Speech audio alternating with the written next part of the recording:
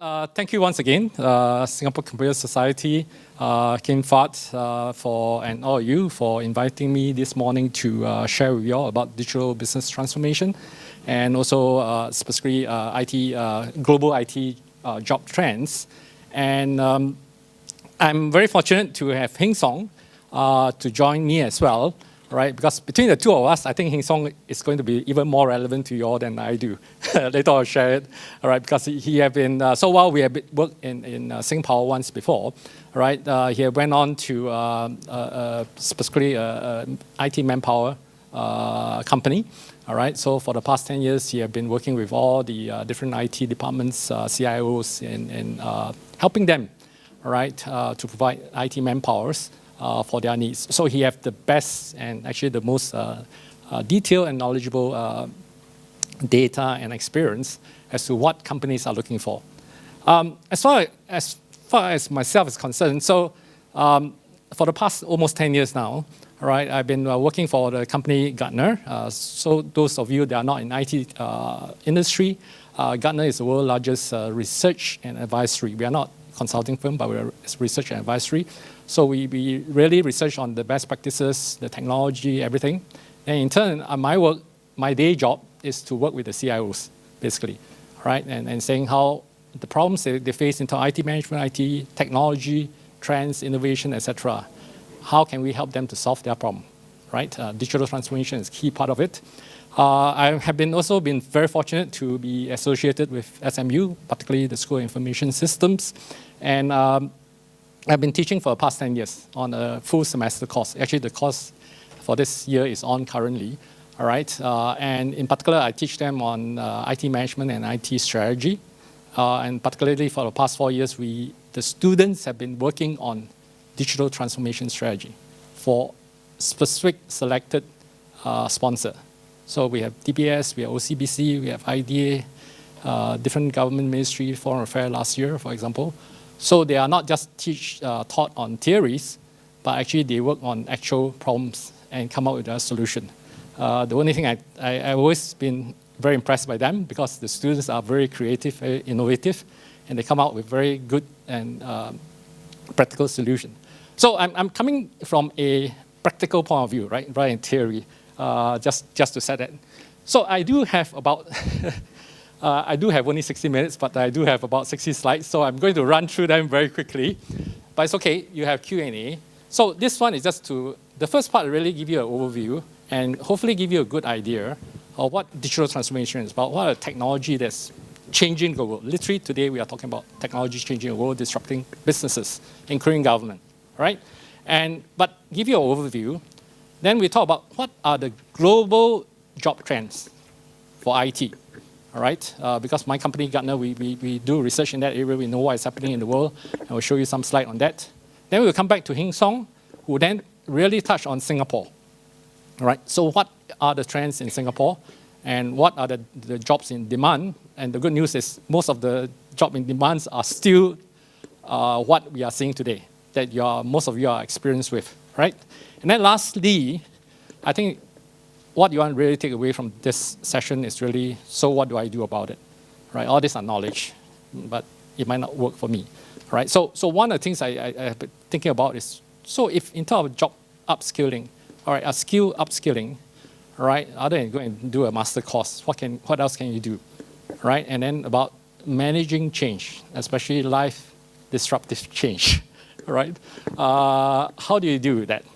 All right. So some of that. So openly, I admit I never work with adults on career counseling, but in SMU, I do work with all my students on their own career options, counsel them, help them, etc. All right.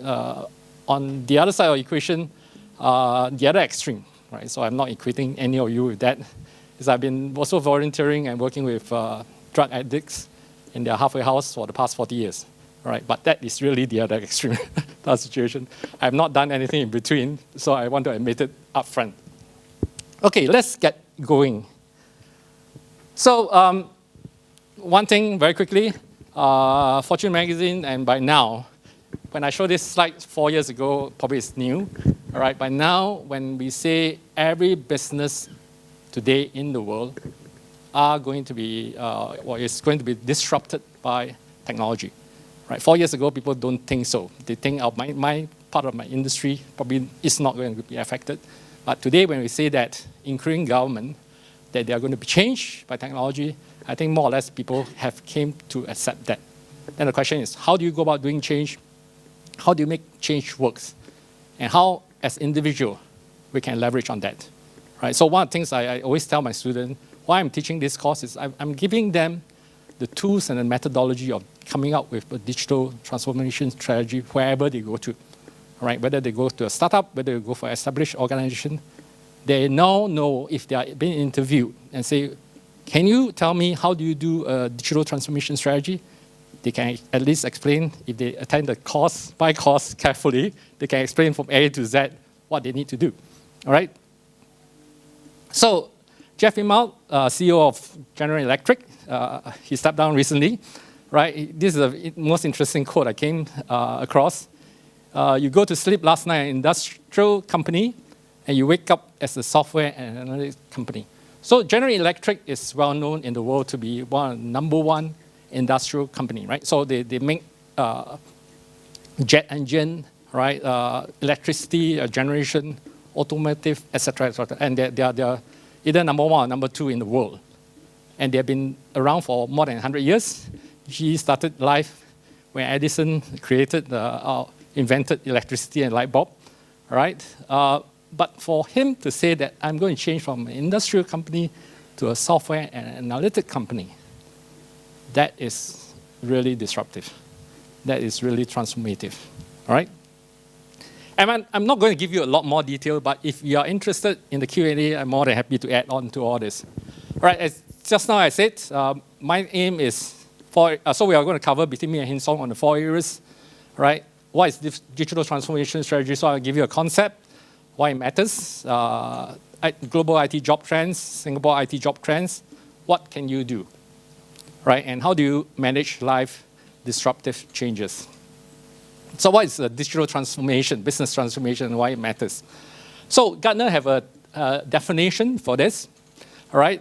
So what we are saying is that digital business is a creation of new business designs reached by blurring the digital and physical worlds via unprecedented convergence of people, business, and things. So by things here, we refer to Internet of Things. And later I share some example of what do I mean by that. But the key point here is it is a convergence between physical and digital.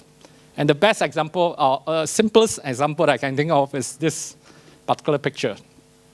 So this specifically is happening in South Korea. So hopefully some of you have seen this because this slide is about 3-4 years already. The only question I always ask, why it's not happening in Singapore? So this guy, he finished his work, he's going home, he went to his Seoul MRT station. So he wanted to buy some groceries. So instead of going to a 7-Eleven, he stand in front of the train station, took out his handphone, start placing his order on what he want to order in terms of grocery.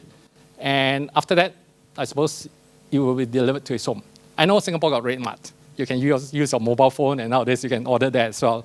But I thought this is interesting. But I think, so today, this one shows the difference between digital and physical.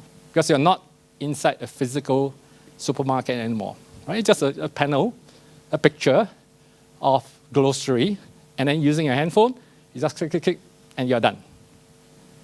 But today, we are saying we can take this even one step further from a digital perspective, right? So this picture on the wall is static, right? But whoever is behind this company know the demand of the so-called their customers at different time of the day. So different time, in the breakfast time, lunch time, dinner time, people buy different things.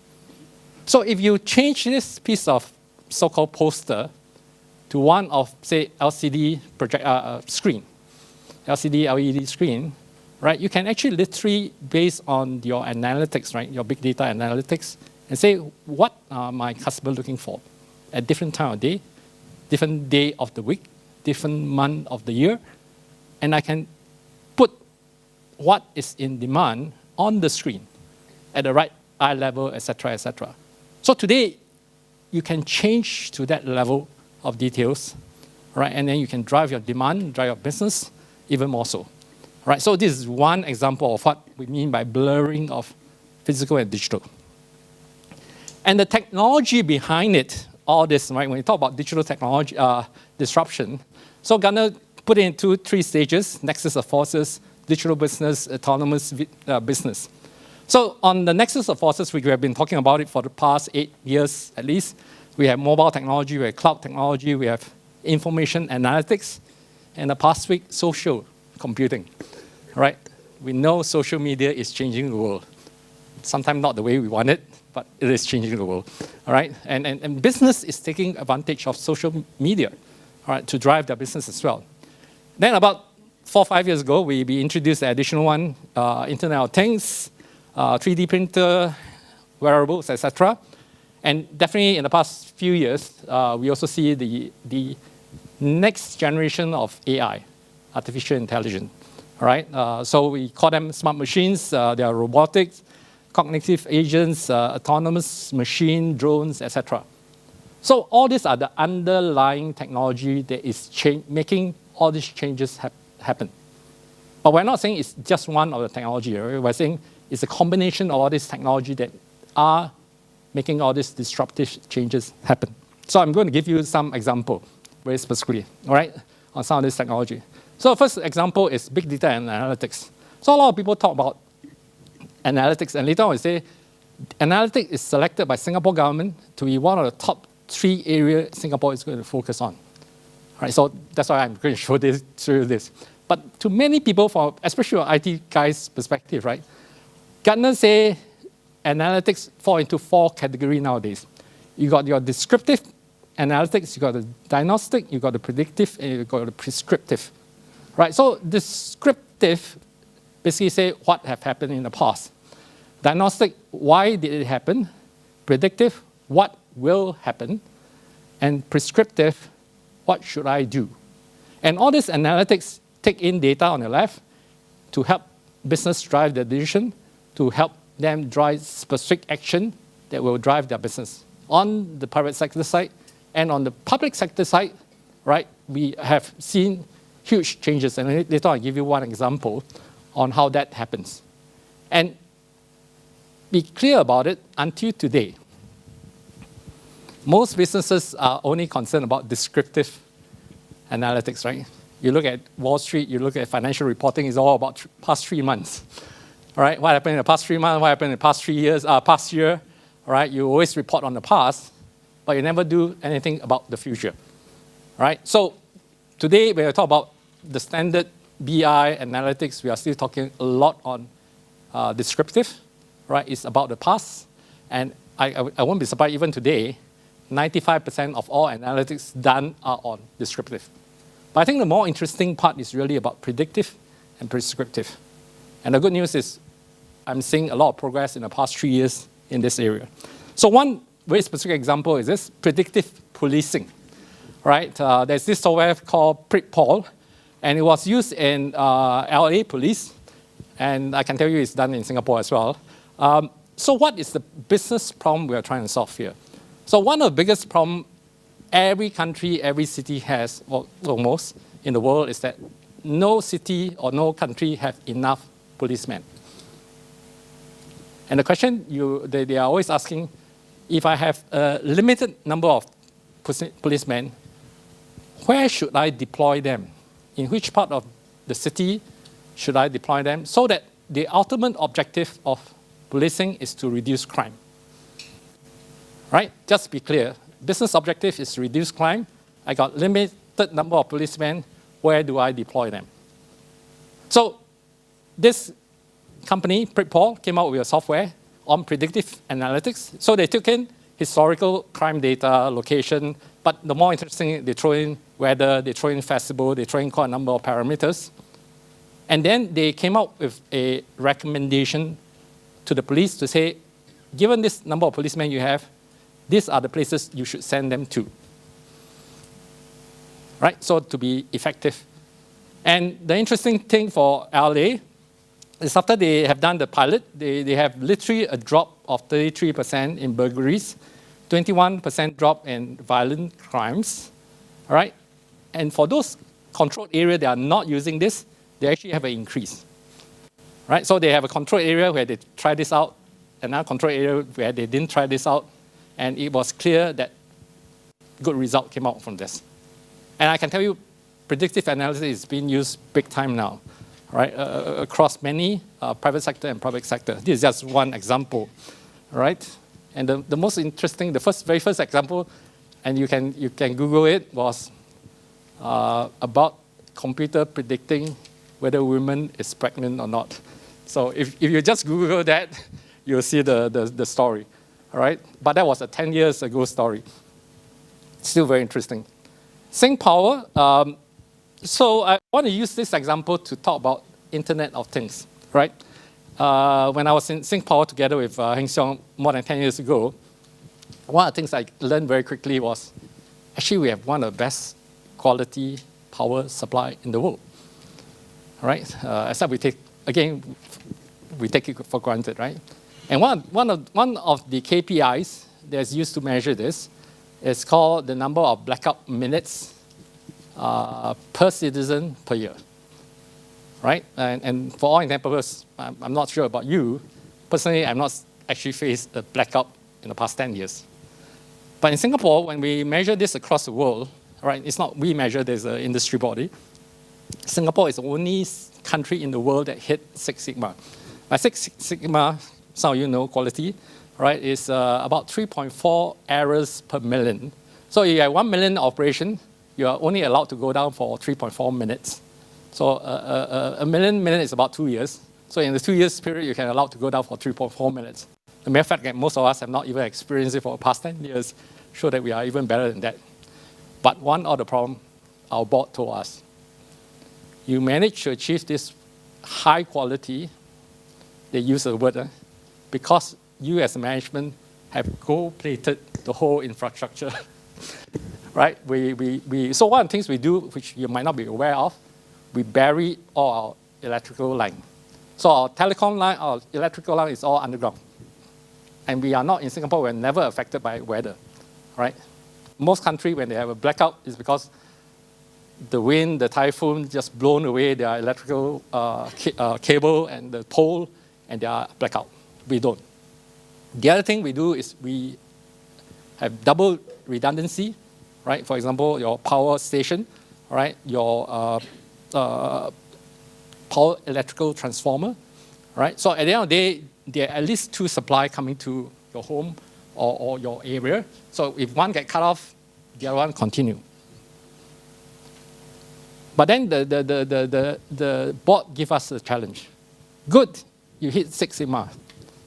What can you do to further improve on your quality? 1, 2, reduce cost. Standard challenge, right? And the board will give you. So one of the things I quickly learned, at the time I was a member, a customer of Gartner, I attended their utility conference, is this concept of predictive maintenance, and in specifically using sensors, right? So one of the key things about power transformer, all right, is that if this piece of equipment fail, and it costs a few $100,000 to $1 million, right, in one of those substations, if it fails, the whole area will go down. So one of the things that we are very kiasu about is the equipment suppliers tell you every 30 years, whether this piece of equipment is perfect or not, change, so that you will never have a failure. And we quite change, right? But then the question is, if the piece of equipment is still working, why do you want to change? But how do you know? You don't know, so you change. But the idea now is, shouldn't we put some sensors in all this electrical transformer? You can put in temperature sensors, pressure sensors, all right, vibration sensors, and then start collecting data on the signal. And very simple, right? So you collect, say you take a temperature sensors or vibration sensors, every second you collect the data, and then you set upper and lower threshold. As long as the data show you is within the tolerance, do nothing. But if it start to trend up or trend this way, right, you know this piece of equipment is going to fail. But good news is this trending probably will take 3 to 6 months to happen. So you actually have time to respond. Before it actually fails, change it. Right? So conceptually, it's very simple. This is Internet of Things. A sensors, you put in sensors, the sensors report through Internet the status of temperature, pressure, vibration, etc., etc. By the way, the most sensors every one of you have is this piece of equipment. There are at least a dozen sensors in there, if you don't know. Right? So we basically did that. Right? So we say that if we now just extend the lifespan of our asset, and these are expensive assets, by 10%. So instead of 30 years, we operate to 33 years on average. We'll be saving hundreds of millions of dollars for Singapore, right? Very simple concept, right? So it's about sensors. So we talk about maintenance, right? Reactive maintenance. When the system fails, you change. No system. Preventive maintenance based on time, 30 years, change, right? Based on usage, like cars, every 10,000 kilometers, you go and service. Based on condition, right? You change. But better still, you predict when it's going to fail. Again, nothing magical, very simple concept. It's getting it done, right? There's a bigger issue later on show on reliability center and financially optimized maintenance. But underlying it is all this, right? So what has changed?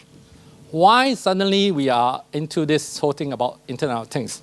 So the interesting thing is, about 5 years ago, I was involved in an internal Gartner call with our top expert, and they were just talking about it and say, they were arguing among themselves and say, if today I put pressure sensors on a piece of chair, right, and that sensors will broadcast to the internet, to the world, say, this chair is occupied or not occupied. Simple, right? It's 1 or 0. But 10 years ago, that combination of technology would cost about US $75. 5 years ago, it cost $7.50.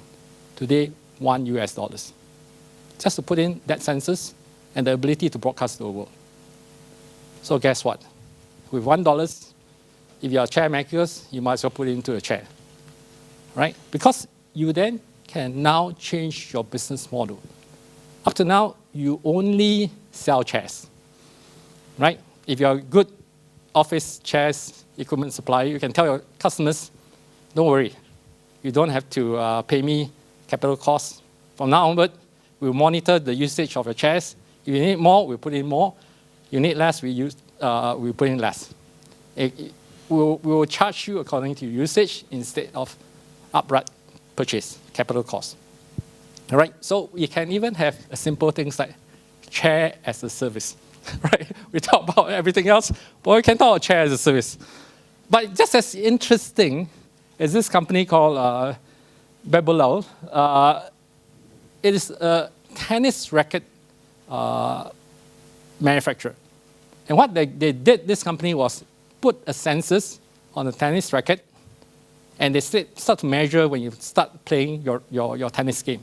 And that data are then shown to you on your mobile phone. So you can track how well you are playing. But it go one step further, right? You go one step further and say, hey, I have the top tennis players, the way they play their games. I can show you the comparison. How you compare to others? They are even better than you. How can you improve? Then you can go even further. Coaches. Right? Coaches can take this data. So in the past, they have to physically come to the tennis court to coach you how to play better. But with this, they can start to coach you remotely. So think about it. So it's not just that piece of sensors. It's the piece of sensors with the data, with comparison, and it just creates so many more opportunity today. And the world is changing because of all this, right? It's about data. It's about analytics. It's about new business model. I won't spend too much time on all this. If you want more, ask. So one company, SKF, is a Swedish ball bearing company. They are more than 100 years old, and they have produced so-called the best ball bearing in the world.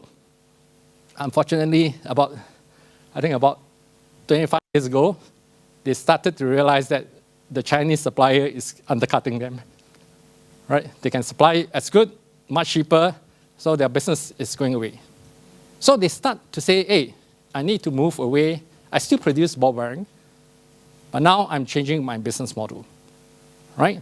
So quickly evolving, basically they say all machine needs ball bearing. Right? But because I can monitor the ball bearing for you, I can ensure that your machine never go down. Think about it. Huh? I can even guarantee your machine uptime. And I'm not going to sell you ball bearing anymore. I'm going to sell you what they call asset health management. So it's a totally different change in mind as far as business model is concerned. Right? So you're no more just selling those basic equipments and parts. Now you're selling a total business of what your customer are actually looking for or care about. Right? So that's the key. Smart machine AIs, I think autonomous vehicle by now, right? We all know it very well. Gartner have a category of what AI is all about. So I thought I'd just share one quick story. About 35 years ago when I was in UCLA studying my MBA, right? I attended a public talk there given by the so-called top AI professors from MIT in a public talk. So he was explaining to us, why is it so difficult to teach computer common sense, right? And he was using an example of language translation. Very interesting one. So he said, we just want to help the computer understand the language so it can translate from one language to the other and translate back. And he used the example of English to Russian at that point in time. And the phrase he used was a Bible phrase, right? The spirit is willing, but the flesh is weak. That's when you want to do well, but at the end of the day, right, you can't, right? Because your flesh is weak. So when he went to Russian and came back, it became, the vodka is good, but the meat is bad. Right? And he said, because computer don't understand the meaning, so he just do word-to-word translation. Then after that, and he then gave a simple example of why is it so difficult for computer to understand common happening. So he painted a simple story with 4 sentences. Right? His story is, a man walked into the bedroom, saw the wife on the bed with another man. He pulled out his gun, shot him. End of story. 4 sentences. All of us here, because of our life experience, etc., we understand what happened. But if you ask, the computer will ask, so why did the man come in and start shooting the other man? What happened? Right? How do you teach computer all this common knowledge? Very, very difficult. Okay, so that was one scenario. Then mid-1990s, a few years later, the KTT, so the Nippon NTT, Japanese, the equivalent of Singtel, chairman came out and said, I got the vision. My vision is a very simple one.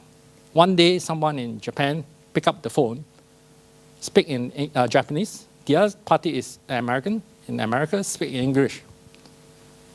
In between, I have a computer.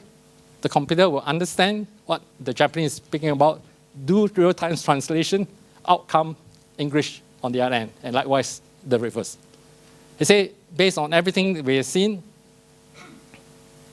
this is what we're going to work on, but I think it will take the next 100 years for this problem to be solved. And given what I said just now, you understand why it was so difficult to solve that problem. But interestingly enough, I have a friend from Microsoft. So 4 years ago, in our big conference, then the Microsoft chairman and CEO, Steve Ballmer, on our stage, speaking to thousands of CIOs, declared, we have solved this problem in Microsoft Lab. Right? And today, they have offered this as part of Skype, called Skype Translate. And they actually can do it for more than a dozen languages. right? Including Chinese, including some of the Middle Eastern languages. Very interesting. So what we thought a few 30 years ago cannot be solved for 100 years are being solved. But they are being solved with a different method. The computers still don't understand what you're talking about, actually. They are doing pattern matching. And they're using deep learning to match whatever you are saying with their database in real time, then send you back their translation. Right? And the more you use it, today you try Skype Translate, probably it's not very good. But I can guarantee you, the more people use it in the next 5 to 10 years, you'll become perfect. Nothing is perfect right up front, but it will become perfect. All right? But you can already start to use it today. That is an interesting part, right? So we talk about smart nations, smart Singapore, I think you're very familiar with. So all the different technology we talk about, whether from an analytics perspective, Internet of Things, all right, AI, autonomous vehicle, Singapore is experimenting, we're deploying all this out. That situation, all right? And I'm personally very excited because I do work closely with the various parties. So one of the things, just to make it practical, is that in my SMU course, I work with different sponsors in helping the students to work on real-life projects, right? So I just want to share a couple of them very quickly to give you an idea of what type of problem the students are asked to solve today, right? So when I approached IDA back in 2014, before the 2015 January term started, I thought they would tell me, go and solve a smart nation thing. But in turn, instead they came back with this anticipatory government thing. So I was scratching my head. Singapore is building a world-first smart nation. The fuller use of technology to live, work, and play, resulting in improved life, quality of life for individuals. One key component of smart nation is anticipatory government that uses technology to better serve and anticipate citizen needs. With our citizens' expectation of government services constantly being influenced by new technology and private sector services, how can government better anticipate and meet the needs of citizens considering the diversity of their needs? For example, some prefer privacy to personal service, some prefer pull to push, some prefer to be one providing personal info to government on needs basis, while others expect government to have all their information to facilitate interaction. When I first saw that problem statement, can we solve it? But subsequently, we actually got the student to work on specific industry segment, right? For example, transportation, SMRT, bus. How do you take care of public transportation? How do you anticipate the need? Healthcare, right? Aging population. Housing, EDB was a big hot topic in 2001 election, right? Foreign workers, etc., etc. How can we come up with predictive analytics model to help government anticipate and then solve the problem before it becomes a big problem, right? So one example. The other one at the same time was with DBS. So DBS, I know the CIOs, right? Dave Gladhill. So he actually sponsored this digital bank strategy back in 2005 when it was actually a secret project for DBS at that point in time. The CEO actually came out the past 1 year to share publicly, so I can share it more publicly. But then they say, I have two problems for you all to solve. Internal capability. In this age of fluid digital environment, digital technology, social media, and the explosion of data are redefining customer engagement models. What can DBS Digital Bank do to introduce engaged market, personalized product and services through digital channel, and how can become a world-class digital bank, starting with our ambition in India? I would just explain. Second one is their ecosystem. How to build a digital banking ecosystem with third parties to better compete in developing country or market, for example, India. And this will include leveraging on bank APIs, third-party mobile apps to build this ecosystem. So the business problem was actually quite a simple one, but also a very challenging one. So DBS basically say, we're number one bank in Singapore, right? No problem. Singapore is not our focus.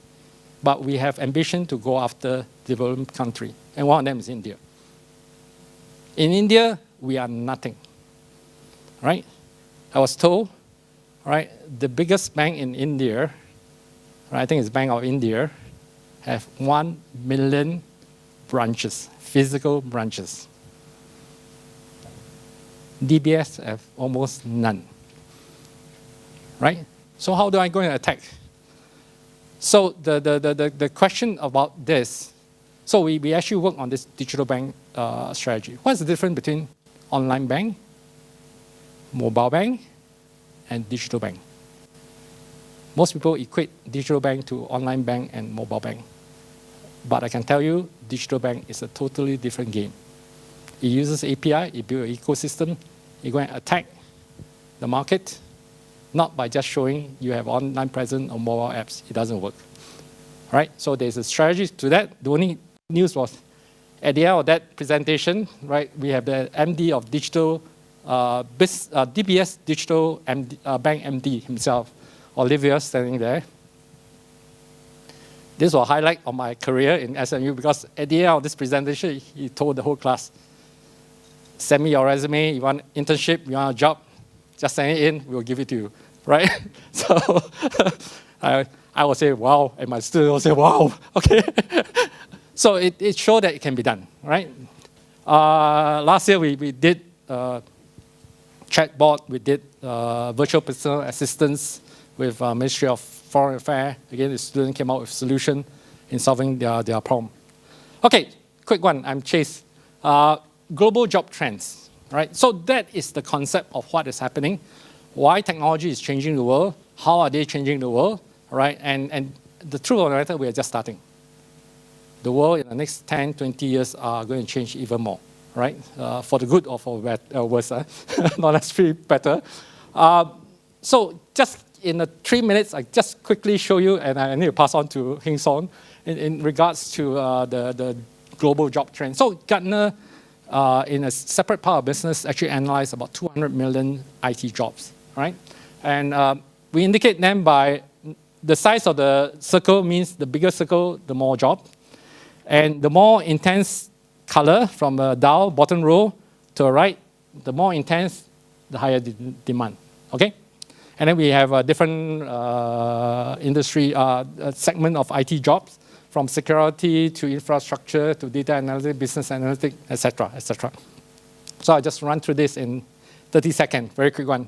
Don't have to spend too much because the more important one is what Hin Song is going to share. So we start off with 2015 Q1, and we have even standard stuff like CRM, corporate finance, cloud computing, information management, for example. All right, so we look at that. Even project management is there. Right? So it is still in great demand. Someone was asking me about it. All right? Then Q2, it starts to move. We see Linux, Unix, etc. All right? Q3, again, something on a similar quality assurance came out, Java. Still more or less, disaster recovery come out. This one got data processing, corporate finance again, and similar, information security start coming out. Cyber security also come out. All right, so security is becoming very big. All right, okay, similar until Q2 last year. But then, so later on we're going to tell you, AI, digital security, Internet of Things are the future. The only good news you have today is it's still very small. It is the future, no doubt about it. And Singapore is betting its future on this. All right? And we are already in the process of training up many of our students in all these areas because we know this is the way to go. But what I want to share and hopefully give you some comfort is that looking at the big picture, many of so-called traditional IT jobs, the demand is still great, the demand are still there. And it will still be there for the next 5, 10, 20 years, that situation, right? But why you need to look into all this is very basic. It's a demand-supply thing, right? So you look at it, in the world, there are about 1.5 billion jobs, candidates, IT jobs, 15 million, right? Experienced IT job applicants, 8.8 million, right? AI job candidate, only 1,200 in the world, right? And in New York alone, they only have 32 AI professionals. And guess what? The world are going for them. And whoever is in that situation, they can pick and choose whichever company. So we're not even talking about the top corporation, government, right? Silicon Valley, right? 16. So they have, but be clear. So last month I was attending another similar talk, right? I was with the Singapore Supercomputing Center, and the director there basically said, if you really want to get into this area, get ready to do a PhD. It's no more even a master. If you really want to get into it, seriously, right? It's our situation, okay? And you can now know, yep, I'm going to wrap up. Okay, so I'm going to pass on to Hing Song. So let me quickly introduce my co-conspirator for this morning. As I said, we have worked a couple of years in Singapore before. Hing Song is also very experienced. He has worked as IT directors in various companies.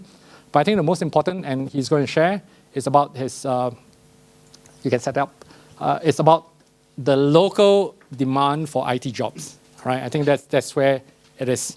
So let's welcome Hing Song. Over to you, Hing Song. Thank you, Yuen Nan. I'll be talking something non-technical. So if anything technical, refer back to Yuen Nan or Kim Fat. Okay, let me quickly just run through where I come from. I come from EPS Consultant. We are the IT manpower recruitment agency. Actually, not just IT, but we also do a lot of other corporate positions. But for today's purpose, we help our clients work in the IT positions, start from senior level down to the developer and professional level. Mainly, our core business are in the talent acquisitions, in both permanent placement as well as contract staffing. We have been around for the last 20 over years. And then today we have about 300 IT contract staff with us under our payroll, which we outsource to our clients for various projects. Okay, this is some of the reward, the HR reward that we got recently in recent years. Okay, this one's HR vendor reward last year. Okay, so let's look at the Singapore here, our current IT job demand. Where are they? So a better place to start off with is our IMDA, Infocom Media Development Authority annual manpower survey. Their survey actually is available on their website. You can go there and take a look of their detailed report. The most recent one is as of 2016 at the time of preparing for these presentations. 2017 still not out yet. I think it should be out quite soon. So based on the 2016 survey, manpower survey result, they estimated that between 2017 and 2019, we need another 33,000 IT people, IT specialists. And where are these 33,000 jobs come from? Mainly there are three sectors: IT development, network and infrastructure, and then the emerging technologies.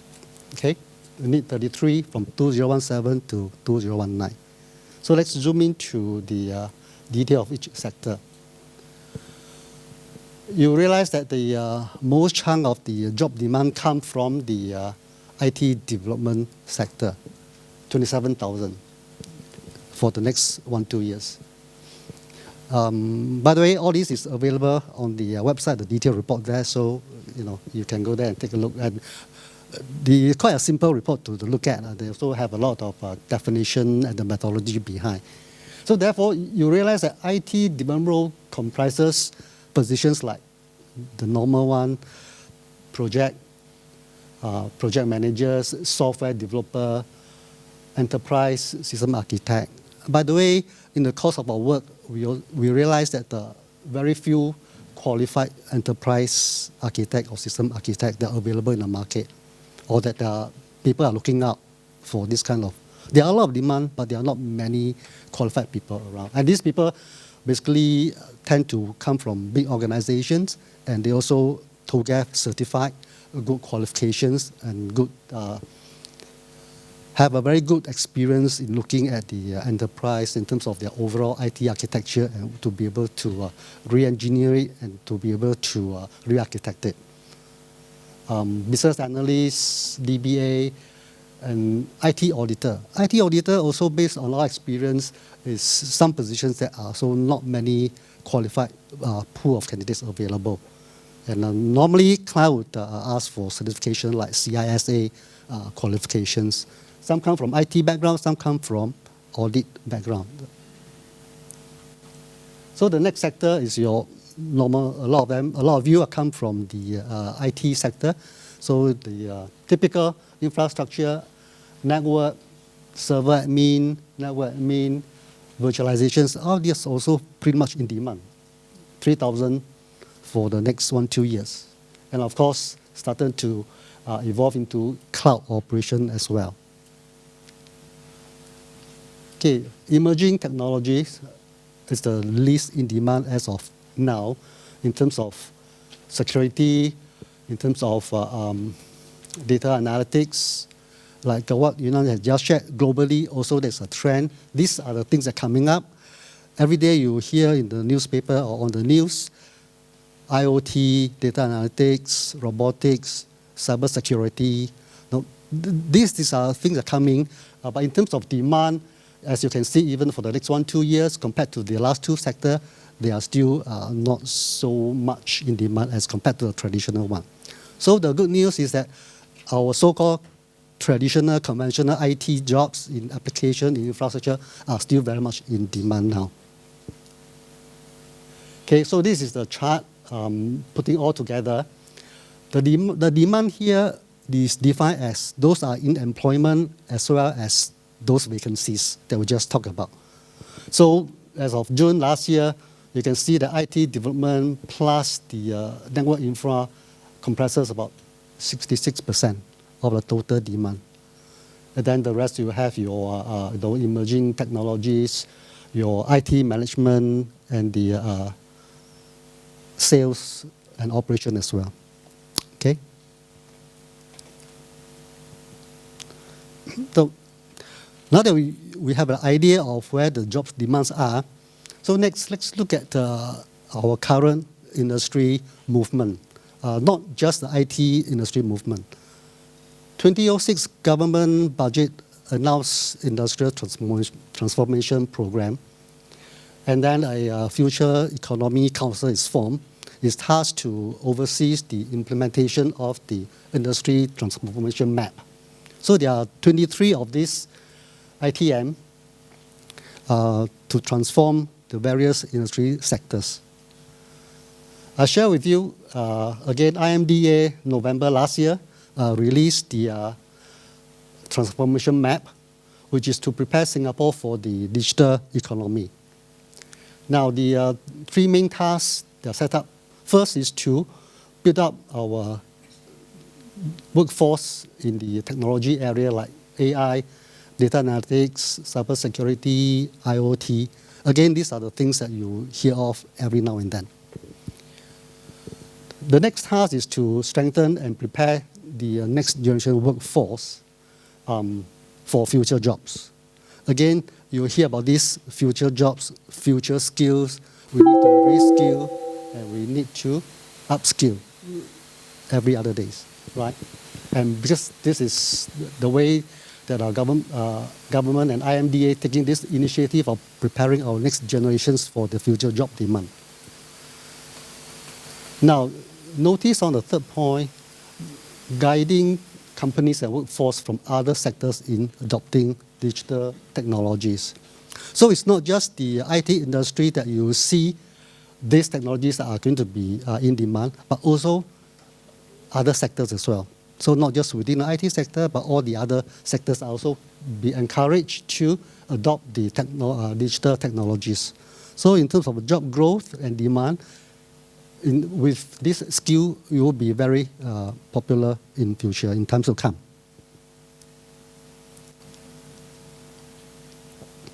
Okay, share with you another transformation map. This one is for the professional services sector, and it was announced on the paper, Straits Times, January this year.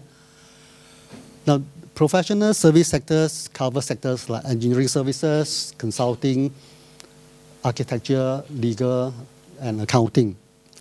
And their aim is to generate 5,500 jobs for the PMAT until 2020.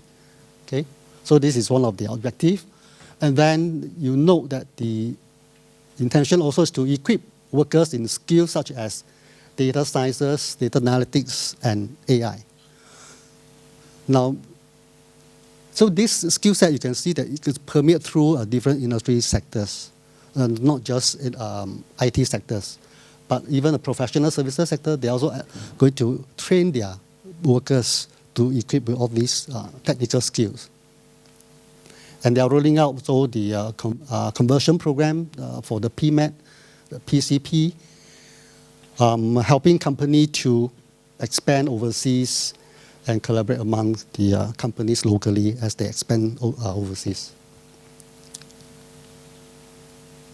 Now that you have a glimpse of what the job demands are, the projections are, and also the skills required, you will see that from the survey and also from the initiative, there is going to be a shift from our conventional IT skill demand to a future one like IoT, cybersecurity, AI, data analytics. But that's just, as of now, the percentage is still not so high. Now, from our perspective, our company's perspective, meaning that because we receive job orders from our clients, what do we get?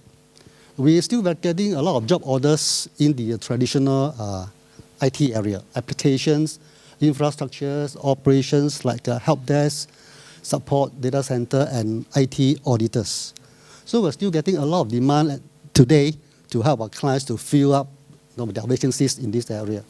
But we do also started to get demand for security, for SOC, security operations center people, they are engineer, mobile apps people, data analytics people. So these are started to come in today. This gentleman need no introductions. The reasons I'll put up here is not so much to say that we have to be so smart as to make his expectations, but rather, interestingly, the last sentence they say, so that they can tell us what to do. So basically, what companies are looking for in a candidate is to someone come into the organizations to be able to look at their current operations, processes, procedures, and how to improve on it, how to re-engineer it to make it more productive, more efficient. So let's share with you some of the points that we note when company is looking for a candidate, what are they looking for? I'm sure with your experience and what you have encountered in your job place, you know a lot more other things, but we just share about a couple of points here. Next one, again, no introduction. This is what it says, that you need right people with you, not necessarily the best people. Again, this is about the company culture fit. Often when our candidates go interview with our clients, they have the necessary experience, they have the necessary skill set, but sometimes they come back and then the feedback was that we don't think that this person will fit into our company culture well. So therefore, it's not successful. Again, cultural fit is important because, for example, someone who is very bright and then very good in what they are doing technically, but he or she may not be very keen or very good at writing papers. And if the organization is such that you need to write proposal, to ask for budget approval, to go to different level of approval, then this kind of role, so-called admin role, may not be what the person is good at or looking for. So after a while, this person will leave and the partnership will just terminated. So therefore, I think what he says is true.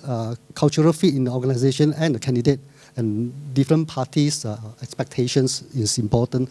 Something that you need also to take note of as what you are good at, what kind of environment you want to go into. We have talked about the job demand. We talked about the what companies looking for in a candidate briefly. So then now, how do we make ourselves more marketable? The first 2 points are about hard skill. Okay, you need to keep abreast with the trends of technologies, of those trends that Yinan just share with you, and also the industries where you are in. It's also very important, even as an IT person, you need to understand the business of your company, where the industry is moving to, so that you will be able to make a better contributions. Reskill, upskill, need not say any further, because in today's, especially if you are in the IT sector, you know this thing is forever, that you need to go through the training, upgrading of yourself. Third point and the fourth point are about your soft skill. Right, the positive mindset, drive, and energy. Now, the positive energy, again, is also a very important factors when the employer is looking for in the candidates. From time to time, we also come across candidates who have the right experience, right technical skill, but after the interview, the feedback was that we don't think this person is suitable, because the feedback was that he portrays a low level of energy, and we don't think that he will be able to fit in well with the organizations. So again, do take note, positive energy is something that's very important, not just about going for interview, but also in your current workplace, to be able to portray a positive drive and energy. It makes a big difference with your team, with your colleague, with your superior. They can sense it, they can feel, and it's a very good asset to possess. Soft skill in other areas like negotiations, it's like teamwork, and also be able to manage different stakeholders. Again, this you see it quite often in the job descriptions. One of the criteria is that you should be able to manage different stakeholders. Okay, once you have your hard skill, soft skill, then networking. Networking to cast your net wider, to know more people in the industry, to have the contact.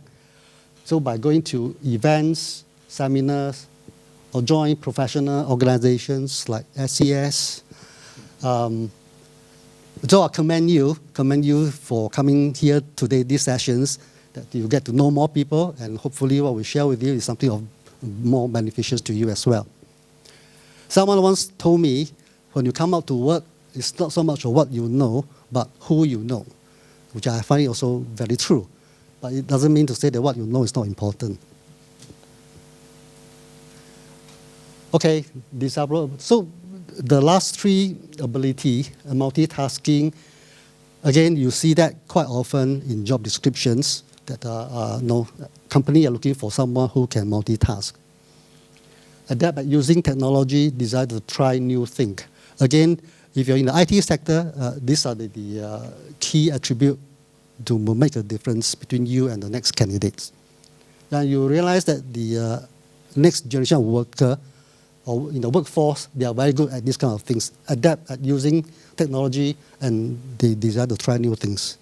So nowadays, the young graduates come out, they don't join organization, they do their own startup, or they join a startup. So they're just there to try new things, and they are very good at doing things. Okay, the last sector that just to show to you, I guess this is perhaps not new to you. Where can we get career help, training help? Some of the resources, you go to the Workforce Singapore website, the NTUC E2I website, and the Skill Futures. There are a whole lot of programs, initiatives, subsidy, courses, training, career guidance are available there for you. And some also go into a very specific industry sector, the advice that the coaches can give to you. So these are the good resources to go to. Job portals. If you are in between jobs, looking for jobs, these are the, I'm sure you all probably have come across all these job portals, not new to you. And if you're looking for government jobs specifically, this is the website you can go to, careers.government.sg. Company website or LinkedIn. Now, LinkedIn is also a very popular tool that companies go into there to source for their candidates. So it pays for you to write a good profile in your LinkedIn account. So people go there to source for candidates. If you forget what I've shared so far, doesn't matter. Last slide, remember, just 2 points. Be a positive mindset. Keep a positive mindset. It's very important. Whether you're currently in employment or you're in between jobs, always keep a positive energy, because this one will make a difference for you, and you will actually influence, the people around you. That if you are positive, you have a drive, it make a difference, between you and the next candidate, even though the hard skills are the same. Lifelong learning, reskill, upskill is always going to be very important, especially in the technology, especially in these days about disruptive technologies that we really need to keep on learning. So I'll leave to you this last 2 points. Thanks very much for your time. I'll pass back to Yin Nan. Change the slide back. Oh. Thank you. So what I want to quickly share in the next 5-7 minutes, hopefully is also about something more practical, right? So one of the things we talk about lifelong learning, and in particular, I'm teaching in SMU. I'm really interested in education on the SAFRA side.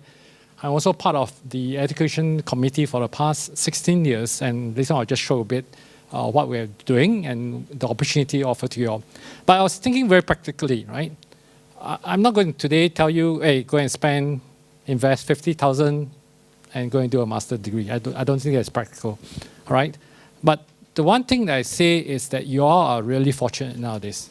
We all are, right? In the era of online learning, all right, there are so much resources, and they are fantastic resources. You are going to get the best educator in the world to teach you on a particular subject. And they are done in such a way that it's a lot more interesting today than the good old day when we have computer-based training. I hated those computer-based training courses in the past. But today it's wonderful. They are all short videos, interesting videos. You watch, you do something, you learn. All right?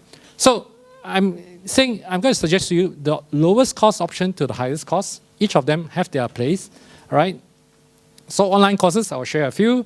I'll share it with you, SAFRA, education sponsorship and subsidized courses that you can apply. The deadline for this round is end of this month. So we are closing our application to master degree, whether it's SMU, NTU, NUS, etc. So online courses. So we have a term for it called MOOC, MOOC, Massive Open Online Courses. Harvard, MIT got one called EDX. Coursera is Stanford, Pennsylvania. Udemy is more a private one. So EDX or Coursera, one of them was actually funded initially by Bill Gates, right? So many of them wanted to change the way education are done. So EDX, you can go to their website. Some of them are even free. And remember, these are top Harvard professors, MIT professors doing all these courses for free, right? Take advantage of them. And many of them are IT courses, in addition to all other courses, right? Coursera, as I Stanford, Pennsylvania, and then Udemy. So personally, I've been attracted. So in SMU, all the university nowadays, we say we need professionals to learn how to do online teaching. So personally, I say, let me go and take a look what is the latest today. All right, so for example, in Udemy, Udemy, most of the list price is about $200. I can tell you, if you keep track of it, sign up their newsletter, most of the time you can get it bought at $20. Don't pay $200. When the offer is on $20, just grab, right, that situation. For example, this one, programming language. There are tons of programming language courses on that. The difference they have done this time around is that a course might have, say, 80 to 100 modules, but each module is about 5 to 7 to 8 minutes. And most of this module are videos. So you actually literally watch a video lecture for a very short period of time, and you learn a concept, right? And then you do an exercise. So you can just do one segment at a time, right? You don't have to spend an hour. You just spend every day, spend 6-8 minutes, just watch, do something, and you learn something, right? So this is a Python 3 master class, right? How do you build blockchain, cyber currency, cryptocurrency from scratch? Very interesting courses, right? Even have one. So their top gentleman or top professor is someone. He came up with this course, an entire MBA in one course, and he has signed up 130,000 students around the world. None of us as professors will ever teach 130,000. He got 130,000 paid, right? And it's wonderful. For $20, this is it. If you want to do startup, learn this course before you do a startup. Chances of succeeding is much higher than you did situation, right? SF, Safra, so I know some lady here, but most of the guys, and most people don't know about this. I've been with the Safra Education Committee for the past 16 years. What we do is very specifically, we go out and source for sponsorship from all the private sector higher education institute in Singapore, right? The public sector one say, no, government already given up, so we are not going to sponsor you. But private sector, even people like Unison, will sponsor at least 10 courses a year in all subjects. As long as they teach, you apply. If you are qualified, if they select you, you get it for free. So sometimes even the ACCA accounting courses, it's just sponsored from beginning to end, right? So I know, apply. Go to on like this time around, we have 2 intake. One is end of March. The other one is end of September, right? So you want to apply, try. And we're going to do our interview next month.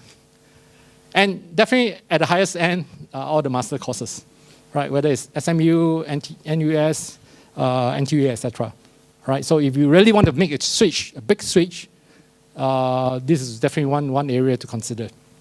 Okay, but it's 1 full year. You're going to invest 50K almost, right? Etc. Etc. Definitely chances will be much better if you go through some of these courses. So quickly, conclusion. And I know we are. I was thinking very hard. How do I conclude? And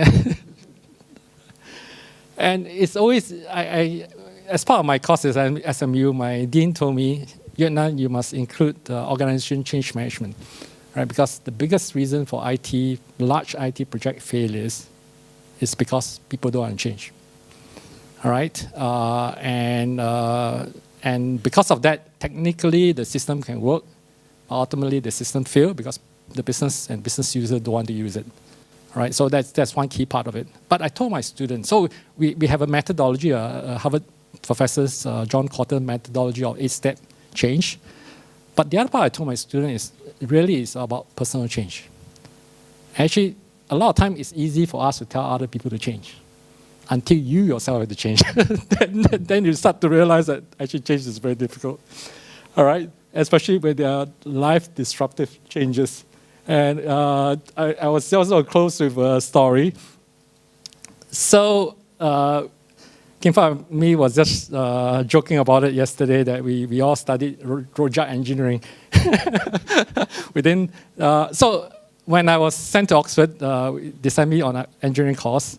And that was in the mid-1970s, 60s and 70s. Singapore is booming with industry, so everyone studied engineering. All right? And my dream at that point in time is we come back and build MRT for Singapore because we didn't have MRT then. Right? So the whole life I was thinking I would become an engineer. Then when I came back, I had to finish my NS. So all in all, I did 3 years of NS. And at the end of 3 years, I say, I have enough of Army, NS, MINDEF. Then I was sent for interview to say, okay, now I'm going to start work to finish my bond. Where can I be sent? So I was thinking, I told the government, hey, I want to be an engineer because you train me an engineer. They said, no, you don't want to be an engineer. We don't want you to be an engineer. So they sent me to 10 different organizations, right, to be interviewed for a job that's other than engineers, including admin service. And I say, sorry, I don't know how to write paper well. Don't put me in admin service, I will die. Right? That situation. After 10 interviews, I still tell them, no, I want to be an engineer. I say, no lah, Yuan. So I say, yes. So they say, really? So you know what job they offer me? They offer me a job of a mechanical engineer in Ulu Pandan garbage incineration plant. And said, you want to be engineer, go and burn garbage. That's what your job will be. And at the point in time, actually, MINDEF, right, the director in charge of system and computers came calling and said, we are starting, right, to compress big time. We want to get people in to be trained and be part of the core to drive not only MINDEF, but drive the whole civil service. And I was looking at the director, he was interviewing us. I say, I had not written a single line of code. Right? I tried in Oxford using punch card, didn't work. Right? And I didn't even know how to type, truly. Right? In Oxford, we write by pen and paper, right? I didn't even know how to use a keyboard. And now you say you want me to be join you on this system computer organization. Then I go talk to some of my friends, my seniors, and they are working in this segment. By the point in time, it's called data processing. I was scratching my head. What is this data processing? What is this data processing to do with computer, right? So it was a huge challenge. Am I going to succeed if I get into this or not? Right? Because I know nothing, right? But at that point in time, I got two choices. Go to a garbage incineration plant, become an engineer, or try this something new, totally new, that I know nothing about. And finally, between the two, I say, okay, forget about the garbage burning part of it. Let me try something new. Right? The director there was telling us, and he became a permanent secretary eventually, that I will train you up. I took on that. And true to his word, right, he trained us up. But even within 2 years, I say I must go back to school once again. Right? Whatever training they can do is to what extent. And I met Berkeley professors who told me, instead of doing comp science, you're going to do MBA with a focus on IT. So at that point in time, I decided to go back, right, to do that. And I would say that was the best learning experience ever, and it helped me throughout my career. Right? It was a big risk, right? But compare now back to my friends who decided to continue being engineers, and where I am, I'm glad I did that switch. But be no doubt about it, it's painful. Right? This chart I thought was the best I came across. Right? When we respond to life-changing change. Right? When you first hear it, you immobilize, you go into denial, you become angry, you want to bargain. In this case, I bargained with the government, didn't work. You can even get depressed. But only when you finally decide to test and accept, and then try and move on, then at least you got a chance. I'm not saying it's easy, it's very difficult, especially when it happens to you. Right? So I think that's all I can share, but I thought that this one is good. A bend in the road is not the end of the road unless you fail to make the turn. Okay? And the last one, I think this is what I learned when I first started my career from the Berkeley professors, and I've been passing on to my students as well. All right, this serenity about change. God grant me the serenity to accept the things I cannot change, the courage to change the things I can, and the wisdom to tell the difference. And it have lasted me the past 40 years, and it's so true. All right. Sometimes I substitute the word serenity with patience. All right. Sometimes really you cannot change. You be patient about it. But if you got a chance to change, courage is very important. It takes a lot of courage to make changes, whether for yourself or others. All right. So with that, I want to wish all you all the best. I will be around and happy to answer.